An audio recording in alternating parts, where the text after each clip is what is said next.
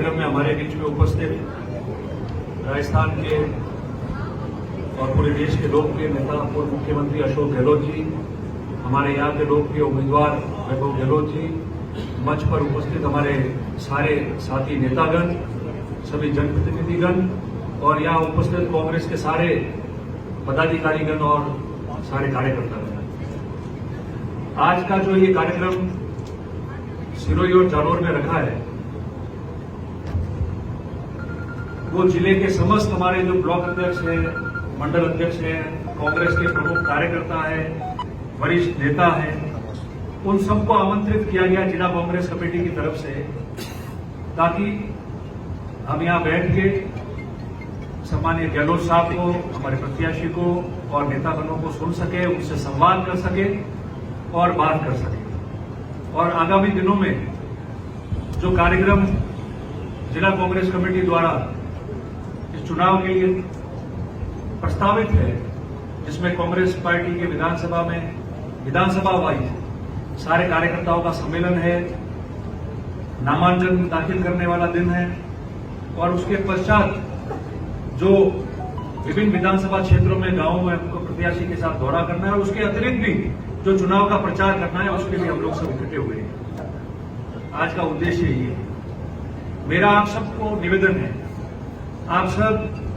Congress party के पदाधिकारी, वरिष्ठ कार्यकर्तागण यहाँ आज आमंत्रित हुए और सभी लोग हम लोग इकट्ठे हुए। हम सबका ये कर्तव्य है कि हम लोग सब मिलकर इस चुनाव को कितनी अच्छी मजबूती से लड़ सके, किन मुद्दों पे हमको बात करनी है और आगे कैसे इस चुनाव में हमको चलना है, उसके बारे में विचार करना है। भाषणों का समय तो आएगा ही, पूरा प्रचार 24 तारीख तक जब तक चलेगा, अप्रैल 24 तक, तब तक अनेकों मौके आएंगे जब मीटिंगें होंगी और बात करने का अवसर प्रदान होगा सबको। मगर इस चुनाव के अंदर पिछले 20 वर्षों से यहां लगातार कांग्रेस पार्टी का सांसद नहीं रहा। उसमें क्या कमियां रही? 20 वर्ष पूर्व जब इस सीट से कांग्रेस पार्टी के सांसद जीत के जाते थे और देश में केंद्र में कांग्रेस की सरकार हुआ करती थी, यूपीए की सरकार हुआ करती थी, उस समय कितने काम हुए उन सरकारों के और सांसद के माध्यम से, और 20 वर्षों में कितने काम नहीं हुए। राजस्थान की सरकार ने वर्ष 98 में, 2008 में, 2018 में गहलोत साहब के मुख्यमंत्री रहते उनके नेतृत्व में जालोर जिले में कौन कौन से ऐतिहासिक काम किए और उस काम को उसके बाद आई हुई भारतीय जनता पार्टी की सरकारों ने कैसे रोका, ठप कर दिया, और उसके बावजूद भी कांग्रेस की वापस सरकार आने के बाद उन कामों को शुरू किया, उसके बारे में हमको चर्चा करनी है। आप कांग्रेस के कार्यकर्ता यहां बैठे, चुनाव आप लोगों से ही लड़ा जाएगा। आप लोग जो मेहनत करोगे, जितना आप भागोगे, दौड़ोगे, जितना आप काम करोगे, जो अच्छे सुझाव आप दोगे, जो मार्गदर्शन आप लोग दोगे, मार्गदर्शन नेता नहीं देता है। आप लोगों ने हमको काबिल बनाया, इसलिए हम मंच पे बैठ के बात कर रहे हैं, मगर वो कार्यकर्ता होता है। छोटे से छोटे कार्यकर्ता का भी अच्छा सुझाव होता है और छोटे से छोटा कार्यकर्ता भी अच्छा सुझाव देता है, तो उस बात को मान लीजिए जिससे हमको सफलता हासिल हो सके। हम सब लोग जो यहाँ बैठे हैं, हमने जिन्होंने चुनाव लड़े, हारे जीते, चलता रहता है, मगर उन प्रत्याशियों को अच्छा वोट दिलाना या चुनाव जिताना, अगर आप कांग्रेस के कार्यकर्ता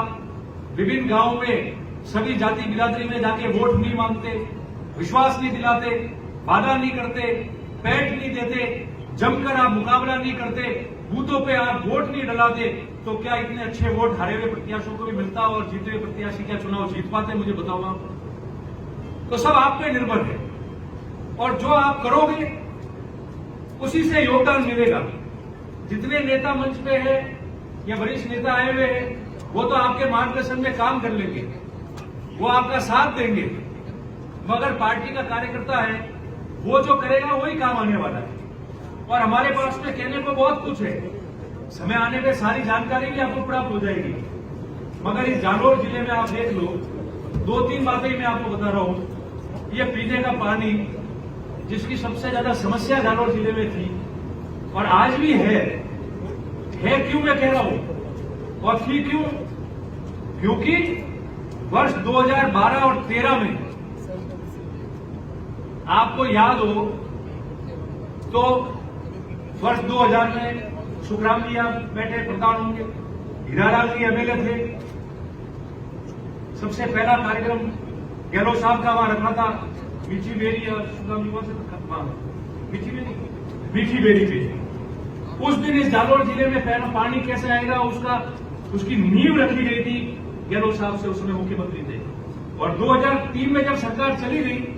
तो 2003 से लेके 8 तक वो कार्यक्रम बिल्कुल ठप हो गया। और जब लगा कि 2008 में चुनाव आ रहा है तो राजस्थान की सरकार ने गुजरात सरकार का भी विज्ञापन छाप दिया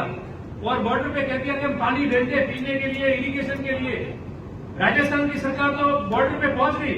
और वहां से 1 किलोमीटर दूसरे बॉर्डर पे गुजरात की सरकार के उस समय के आज के प्रधानमंत्री जी, मुख्यमंत्री जी कोई नहीं आया क्योंकि उनको पानी देना नहीं था। मगर 2008 में जब कांग्रेस की वापस सरकार बनी तब 2012, 13 और 13-14 के बजट के अंदर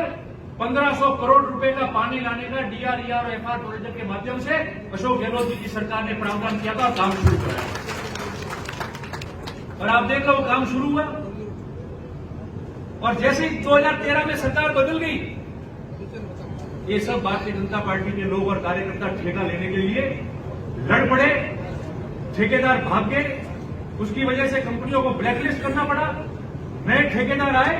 और वो पानी जो आपका 2016-17 में तीनों माध्यम से यहां आना चाहिए था वो पानी आपके जालौर जिले में हर घर तक नहीं पहुंचा। 2018 में वापस जब गहलोत साहब मुख्यमंत्री बने और सरकार बनी तब ये जल जीवन का काम, एफआर डीआरईआर का काम ये वापस शुरू कराया और अभी रोड में जो ये पाइप नजर आ रहे हैं और जो काम चल रहा है 2 साल से वो उस अशोक गहलोत जी की सरकार की देन है। मैं 2 बातें कह रहा हूं, बाकी आपको सब पता चले। और सड़कों की ये बात कर रहे हैं, कोई भी व्यक्ति कहता है कि जालौर की सड़कों की इतनी खराब दुर्दशा है, बिल्कुल है, मैं भी स्वीकार कर रहा हूं है, पर खराब कब हुई? 2013 तक अच्छी सड़कें बना के कांग्रेस की सरकार ने आपको दे दी और 2013 के बाद जब भारतीय जनता पार्टी की सरकार बनी और 2016 और 17 में जालौर जिले में सर्वाधिक वर्षा हुई, बाढ़ आई, सड़कें टूट गई, उसके बाद उन्होंने कारी भी नहीं लगाई उन सड़कों पे, उन सड़कों को ठीक भी नहीं किया। 2018 में कांग्रेस की सरकार आई जब सब सड़कों का बजट में प्रावधान किया और धीरे धीरे करके सब सड़कों को काम शुरू किया। 5 साल हो गए इनके किए हुए तकलीफों को दूर करने में, कांग्रेस को 5 साल लगे इन सड़कों को वापस ठीक करने में। और बाकी आपको गहलोत साहब बता ही देंगे कि मेडिकल कॉलेज का क्या हुआ था, सिरी में है, सही जी बता देंगे। अभी 3 जिलों में तो बजट के अंदर 300-400 करोड़ रुपए राजस्थान की सरकार ने, देश में एकमात्र सरकार है जब केंद्र ने ना कर दिया फिर भी राजस्थान की सरकार थी और मुख्यमंत्री अशोक